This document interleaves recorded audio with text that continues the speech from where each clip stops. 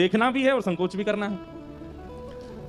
तो कहते हैं फिर श्याम सुंदर से बात कैसे होती है किशोरी जी की, क्योंकि सुबह तो संकोच करती हैं और शाम को एक ही स्थान पर रासलीला भी हो जाती है।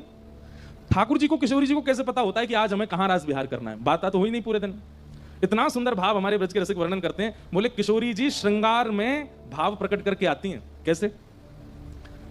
श्रृंगार करते समय विचार करती हैं कि आज श्याम सुंदर से कहां मिलें।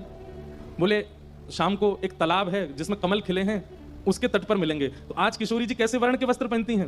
बोले नीले वर्ण के वस्त्र पहनती हैं। इससे ठाकुर जी को संकेत हो जाएगा ये तालाब या नदी का संकेत कर रही हैं। और उसी में कुछ गुलाबी गुलाबी जो आकृति बन जाती है, उससे ठाकुर जी को संकेत हो, ओहो नदी पे नहीं मिलेंगी, नदी में कमल नहीं होते, कमल तो तालाब में होते हैं, तालाब पे मिलेंगी। ठाकुर जी दूर से किशोरी जी का श्रृंगार देख के यही अनुभव करते हैं, मिलेंगी कहां।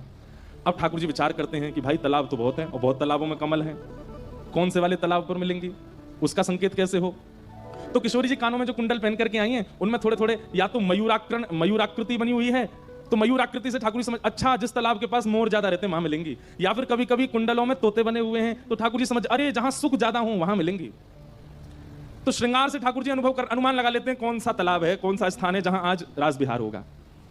उसके बाद ठाकुर जी ये संकेत पूछ रहे हैं कि हम अकेले आए कि मधुमंगल श्रीदामा इन सबको संग लेके आए। तो किशोरी जी के मुखमंडल को देख करके ठाकुर जी अनुभव करते हैं केवल एक बिंदी लगी हो तो किशोरी जी संकेत कर रही हैं किसी को नहीं लाना है, एकांत मिलन होगा। और यदि खूब पत्रावली बनी है महाराज, एक एक पत्रावली की भी चार चार पत्रावलियां बनी हुई हैं, खूब सारी पत्रावली, और यहां पर खूब सुंदर सुंदर कपोल पर सुंदर चंदन की आकृति बनी है, तो ठाकुर जी समझ आज तो महाराज होएगा। मधुमंगल श्रीदामा को ठाकुर आज तैयार है जाइयो, रात में आनो है। देखो किशोरी जी ऐसे भरोस श्रृंगार करके आई हैं, या तो संकेत कर रही हैं कि आज शाम को रास विहार होएगा। और जिस दिन किशोरी जी को नहीं मिलना होता उस दिन अटपटे तो वस्त्र पहने आती हैं, बहुरंगी वस्त्र, नीले गुलाबी हरे बैगनी। ठाकुर जी सोच में पड़ जाते हैं भैया क्या संकेत कर रही हैं, समझ में ही नहीं आ रहा। और मुखमंडल पर एक भी पत्रावली नहीं होती। अब ठाकुर जी सोच रहे हैं कि भाई ये क्या संकेत है। और उस दिन सबसे बड़ा संकेत क्या होता है, किशोरी जी ठाकुर जी को देखती ही नहीं है, निहारती नहीं है। ठाकुर जी समझ जाते हैं आज मान कर गई है भैया, ये तभी कोई संकेत नहीं है। फिर ठाकुर जी मान लीला को भंग करने के लिए कुछ ना कुछ योजना बना। अब ये प्रिया प्रियतम का सुख विलास।